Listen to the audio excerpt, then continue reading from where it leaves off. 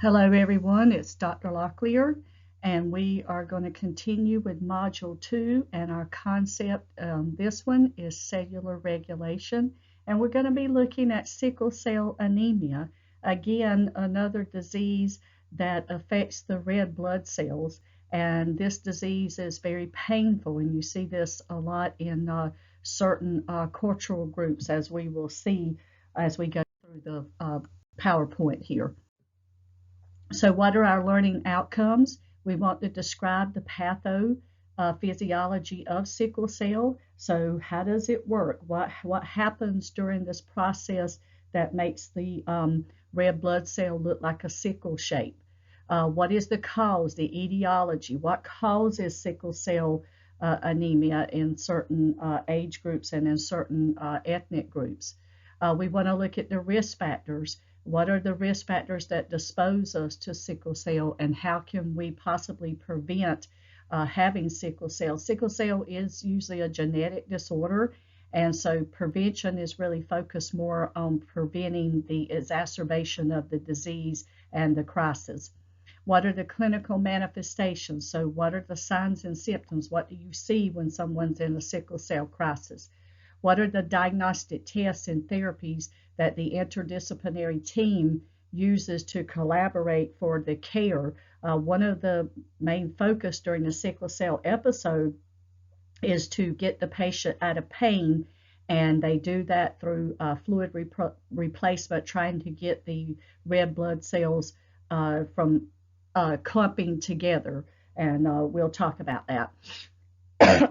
We want to differentiate considerations for care of patients with sickle cell across the lifespan, and this disease does affect young people as well as adults. And we want to apply the nursing process and how we assess and diagnose and implement interventions, all the while focusing on culturally competent care to each individual. As you go through this section, it begins on page 125 in your text. And on that page, you have table 2-18, and these are the different forms of sickle cell disease. So you have the sickle cell trait, which is HBAS, sickle cell anemia, and sickle cell syndromes, and then your HBS beta thalassemia. And it gives you the definition here. You can read that definition on your own. Also in this chapter, it gives you a focus on diversity and culture, and it says sickle cell tends to affect people whose origins are in the equator area, especially Central Africa, near the Mediterranean area and parts of India. Hispanics, Caribbean, and Central and South Africa also carry the gene. So we know that this specific disorder does affect a specific population of people. On page 127, you have the overview of sickle cell crisis. So you see the vaso-occlusion, and this is the most common, and this is where the sickle cells of the red blood cells start to clump together, and it causes a decrease in blood flow, and it's very, very painful. You have vaso-occlusion, and that's what that is, the clumping of the red blood cells together.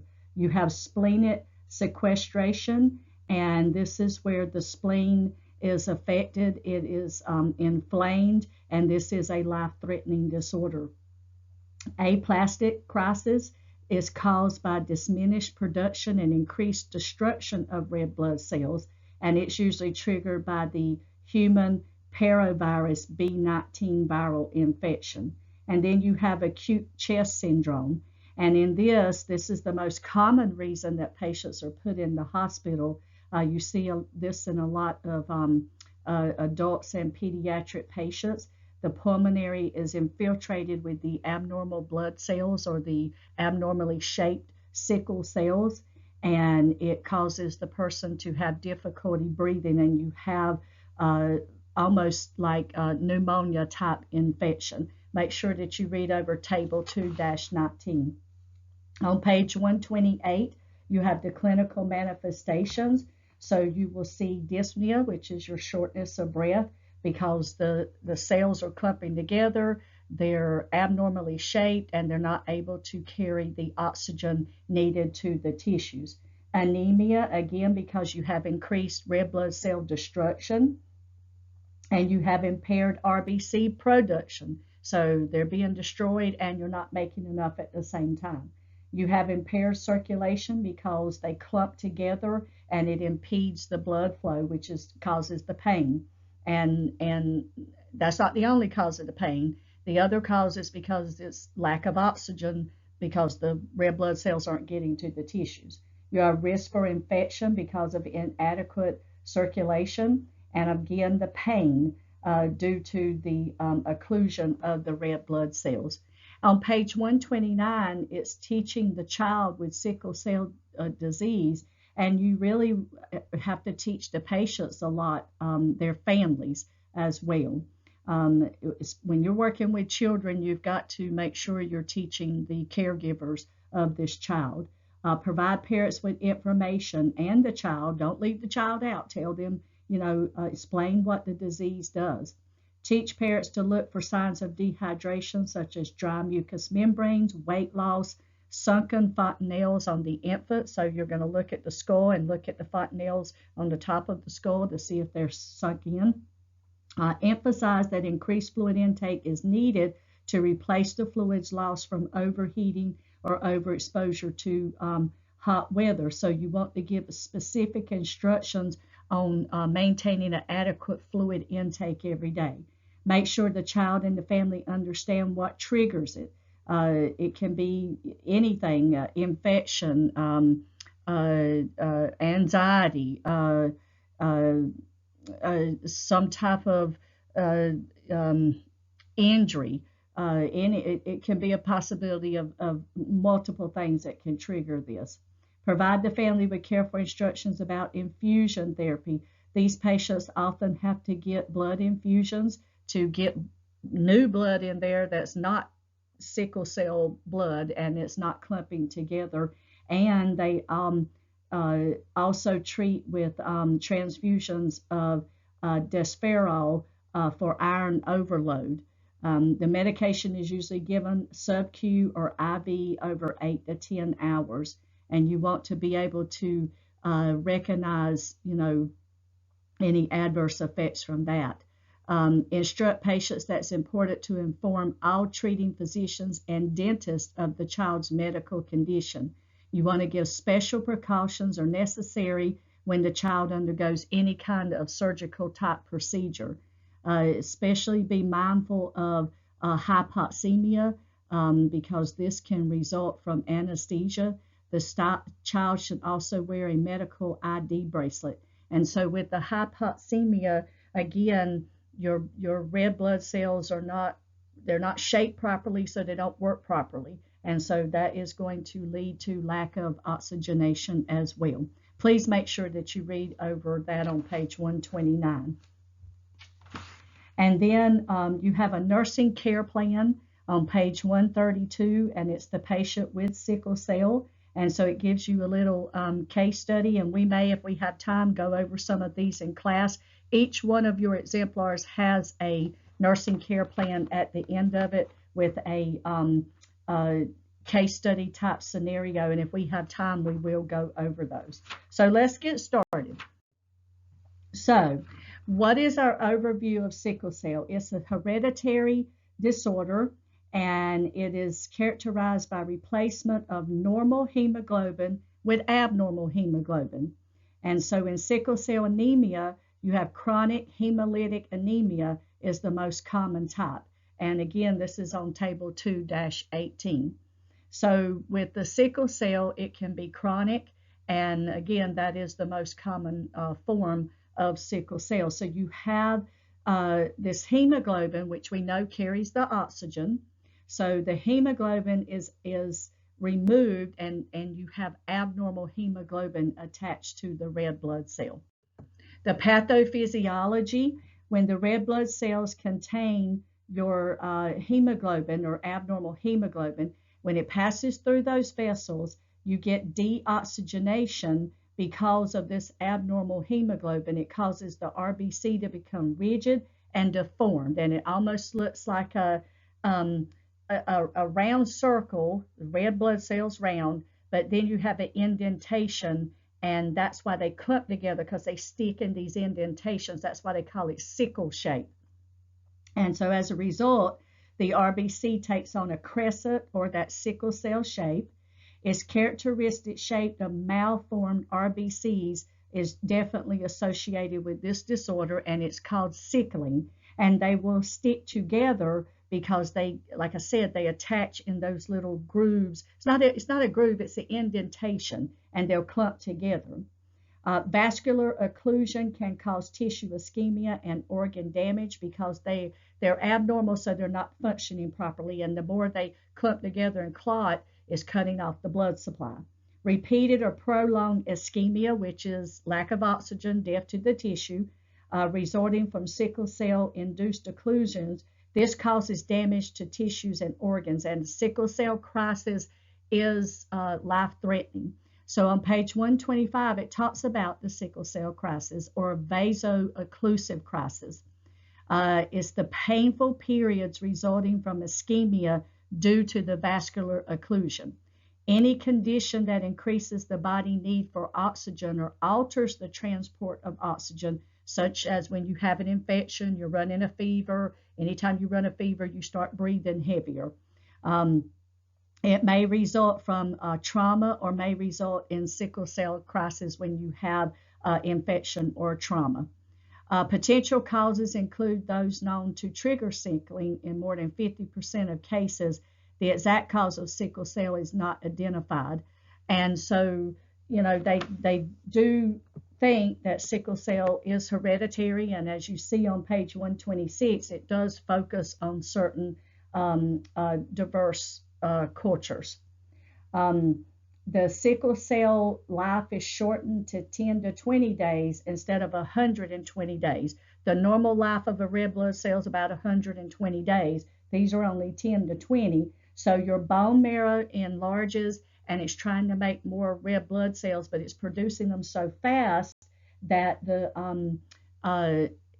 new RBC is immature, so you have an aplastic crisis because you're producing too many too fast. So what are the causes? It's autosomal recessive genetic gene. So again, a genetic disorder. So the risk of having a child with sickle cell is 25% if both parents have the trait. And so what happens in sickle cell, again, these sickle-shaped RBCs start to clump together and they are deoxygenated because the hemoglobin mechanism is abnormal and it can't carry the oxygen. And so when it takes on that sickle shape, it becomes a crescent, like a crescent moon. If I had to explain it, it looked like the crescent moon. And they clump together because they have that sickle shape. The risk factors, again, most common from people of African descent, anybody who are carriers of the two genes. Carriers of one gene have the sickle cell trait, and they're usually asymptomatic, but at risk for sickle cell if they are stressed by something such as hypoxia. So like say you had an infection of pneumonia and you were having hypoxia because you weren't able to get enough oxygen in your lungs. If you were a carrier, you may go into crisis. And so people with sickle cell, anybody with sickle cell disease is at risk for the sickle cell crisis. So what are our clinical manifestations? And again, these are listed on page 127 in table 2-19 when it talks about the specific types of sickle cell crisis, and also on page 128 it talks about, again, the shortness of breath, the anemia, impaired circulation, risk for infection and pain. Please make sure that you read over that. So what do we see? Pallor, of course, because we don't have enough RBCs, and so we don't have normal hemoglobin. Fatigue, because lack of oxygen. Jaundice, because it's clustering in the liver, and it causes the liver to malfunction. So you're very irritable, you're anxious, you're in pain. You may have a stroke from the clotting of the blood. You could have a pulmonary embolism, MI. Other things you will see is enlarged spleen and again the liver, and it's very painful. Renal insufficiency, because we know all blood flow goes through the kidneys and the liver, and if it's clumping, then it's going to not filter properly. Gallstones, the same thing. You may have abdominal pain, and again aplastic crisis because your bone marrow is being stressed to produce. And all of this is listed on page 126 in your reading.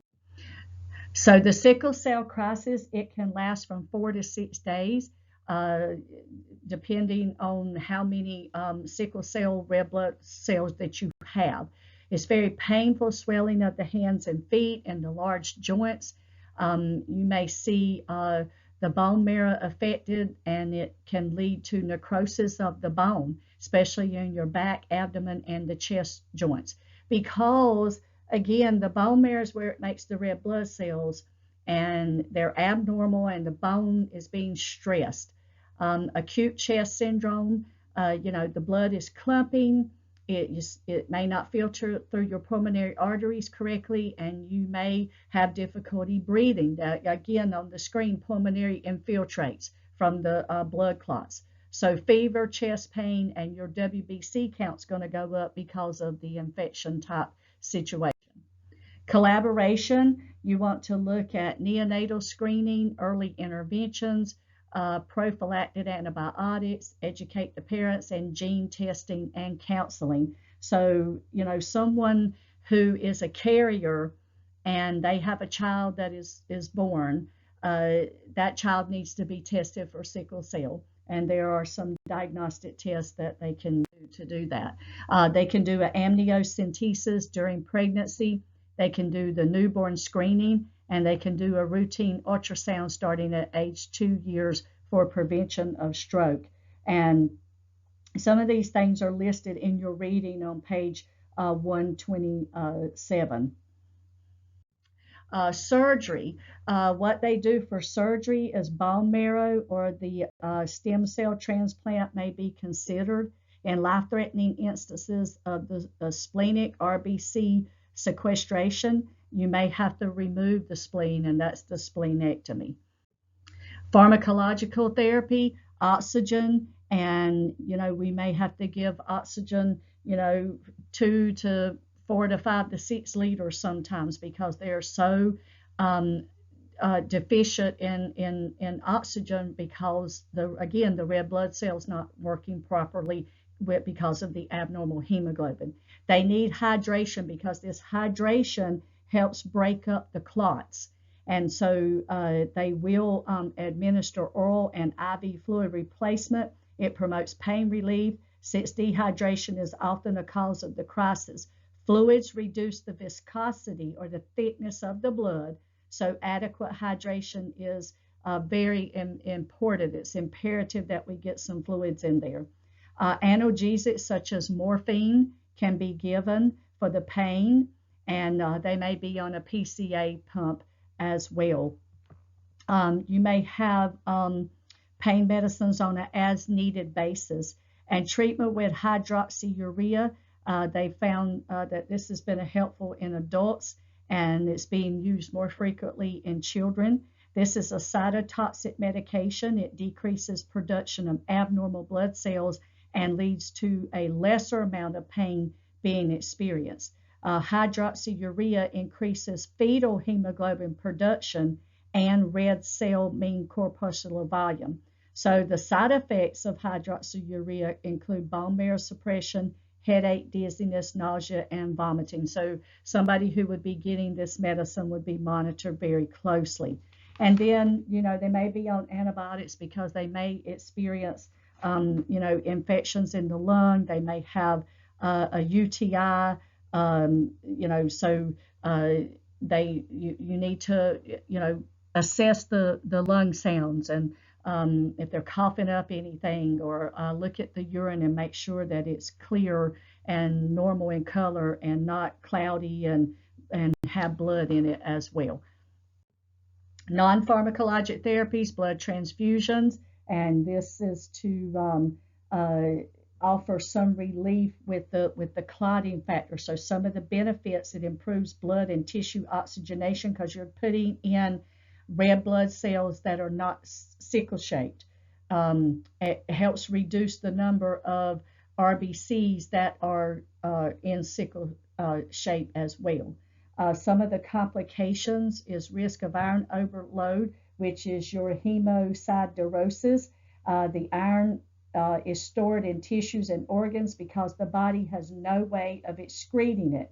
For this reason, an iron chelating drug such as derofoxamine may be given with vitamin C to promote iron excretion.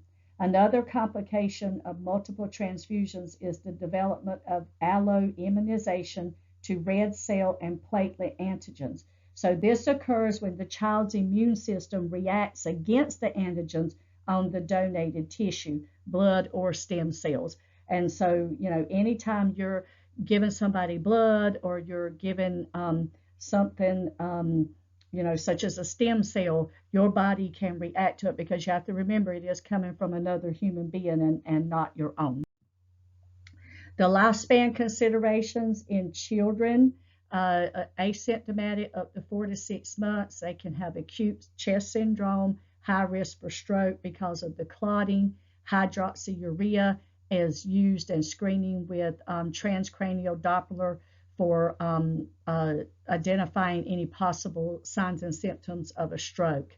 Anti-sickling hemoglobin modifier, this can help prevent some of the sickling of the RBCs, and rarely experience sickle cell crisis. So children don't usually go into the crisis situation like a young adult may. Pregnant women more frequent with pain crisis, more intense symptoms, and higher risk of complications. They could have a miscarriage, premature birth, and low birth weight. And we know babies that are born prematurely or low birth weight are at high risk for infection and failure to thrive. And so some of these children do not make it. Other considerations, an older adult, it's rare for people with sickle cell to live past age 50 because you can't correct the problem, we can only treat it. And they have lots of infections, and that wear and tear on the body, it just takes its toll on the body. You have an increase in prophylactic penicillin use, and so these people are constantly having to deal with this and their own medications all the time. So this can affect their lifespan because we know that some of these medications have adverse effects. Lack of available healthcare providers, often must rely on emergency departments and inpatient care instead of being able to care for a crisis at home. So what is our nursing process? For the patient diagnosed with sickle cell, we want to do a comprehensive physical assessment. This is essential because all body systems can be affected. As we want to teach the patient and the family how to reduce the crisis, how to provide home care, and what symptoms to report immediately to the provider. So we want to observe, and during the patient interview, we want to look at their appearance. Are they pale? Are they weak? Are they fatigued? What are those nonverbal cues? Are they holding, the area over their spleen? Are they rubbing, their arms or legs like they're in pain? What is their past experience with crisis? How did they handle it? What do they feel brought this on? Had they had a recent infection like a UTI or something, some kind of stress in their life? Any change in their medications? What treatments have they had in the past? So we're asking all these questions, what worked best for you when you had your last crisis? And then home management. Do you get any services at home? Are you able to manage this at home? Tell me what you know about your situation. Have them rate their pain. And again, often this is very painful. So they may say a 10 out of a 10. And how did they manage their pain? Are they taking narcotics? Are they taking NSAIDs or anti-inflammatory drugs? What is their height and weight? How do they look? Do they look like they are, undernourished, or they're not taking care of themselves? The physical exam, they may have a fever with neurologic changes. They may have shortness of breath. You might see this with your respiratory assessment.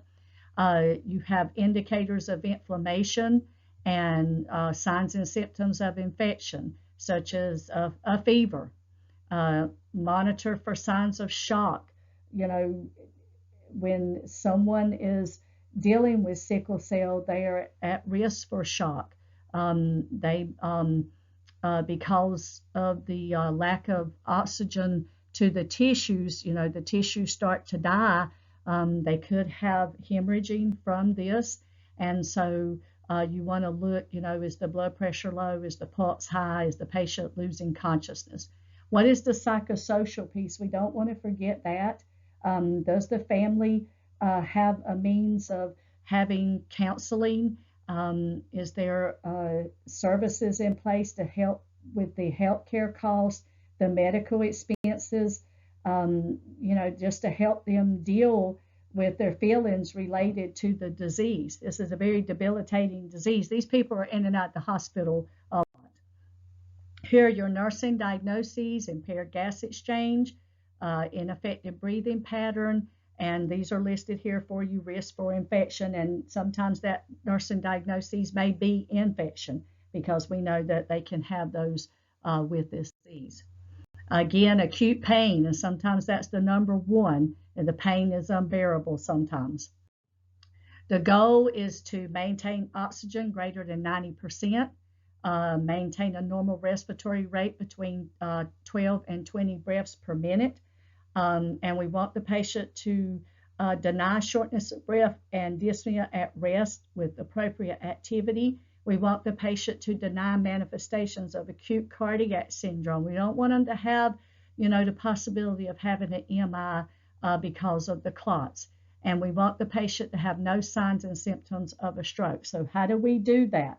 On page 130, you have your planning outcomes listed. All of them are not on this slide. We'll talk about some of these in class. One in particular, the patient will demonstrate a urine output of at least 0.5 milliliters per kilogram body weight per hour. So again, we need to hydrate, but we need to make sure they're putting out. Our goals, again, demonstrate the urine output, have no signs and symptoms of infection, and consistently rate pain at a level 3 or less. And to have a 3 or less is very good for these patients. And then what do? We encourage the patient to balance activity and rest. We work with the patient and the family so they know how to identify coping mechanisms to deal with the pain and the debilitation of this disease. But we also need to make sure that they can identify when they're going in crisis so they know when to get help. The faster they get help, the faster that they can get hydrated and have fluid replacement to help with the sickling crisis. They want the scheduled caregiver activities and play to allow for frequent rest periods, because we know this activity burns up oxygen, and they may not have that oxygen within the RBC because of that abnormal hemoglobin. Administer oxygen per the doctor's orders, IV fluids, and usually we give normal saline. You will see normal saline used with blood transfusion. We do not use D5W with blood transfusions. We always use normal saline. Teach the patient and parents how to monitor I and O. What we need to do is, especially the fluids, are you putting out as much fluid as you're taking in? Monitor for signs of edema, because they may be retaining fluid because the blood is clotting. Adjust oral intake as necessary to keep the patient well hydrated. We may have to offer 50 milliliters of fluid every hour just to keep them hydrated. We want to calculate fluid maintenance requirements. So, what you do is you want to keep them well hydrated by keeping up with the amount of fluid that they're taking in, and that falls under monitor the oral and IV intake, and then administer the IV fluids per the physician's order. And we don't want to infuse these fluids too rapidly because we could put them in fluid volume overload. The infusion has to be a slow rate to help break up the clotting. We don't want to push the clot of the sickle cells further through the system and cause it to lodge somewhere. We want to infuse slowly these fluids and break it up slowly so we're not causing blood clots somewhere else. Manage pain. We want to reposition for comfort, use pillows, reposition often, give the analgesics around the clock. And in my experience as a staff nurse, when a patient in sickle cell told you they were in pain, they were in pain. And if they can have their medicine, give them their medicine. A lot of these patients are on PCA medication, and they can administer it themselves. We want to prevent and manage infection. So we want to teach patients or parents how to administer antibiotics for prophylaxis or treatment of infection. So prophylaxis meaning to possibly prevent an infection, because we know an infection can cause a sickle cell crisis. Assess the resources to obtain the antibiotics and resources to obtain any kind of health care. Health care is expensive, and instruct patients, parents to obtain immediate care when the child is ill. Don't wait. When the child gets sick, or they, say you put them to bed tonight and sometime during the night they wake up with a fever. If you know this child has sickle cell anemia, they need to be seen immediately, because an infection can cause, again, the crisis to come out. Reduce risk of caregiver role strain. And so we want to explore resources in the home. Do these people have what they need? Do they have the money to buy the antibiotics, the pain medications? Do they have access to health care? Are these patients seen on a routine basis, or they're just always seen when they're in crisis? So we need to, let them know what services are available out there through our social services and our case management organizations. On page 131, you have a safety alert, and it says neither hot nor cold compresses should be used for pain management in the child with sickle cell. Ischemic tissue is fragile and has reduced sensation, increasing the risk of burn injury from the hot compresses. Cold compresses promote more sickling, because with cold compresses, it causes vasoconstriction of the vessels, and you've got these sickle cell shapes going through there, and if the vessels are constricted, there's going to be even less room for them to go through. Please make a note of that. In evaluation, we want the patient to demonstrate no signs or symptoms of hypoxia or dyspnea. Patient experiences no complications of the sickle cell disease, including stroke or acute chest syndrome. Patient demonstrates indicators of adequate hydration. How do we know that? Their color looks good. They're not pale anymore. Their skin turgor is quickly responsive and elastic. Their mucous membranes are not dry. Their output is good. And the patient has no signs and symptoms of infection. Their vital signs are good. They don't have a fever. Their heart rate's normal. Make sure that you monitor their vital signs. These all are good indicators of signs and symptoms of infection.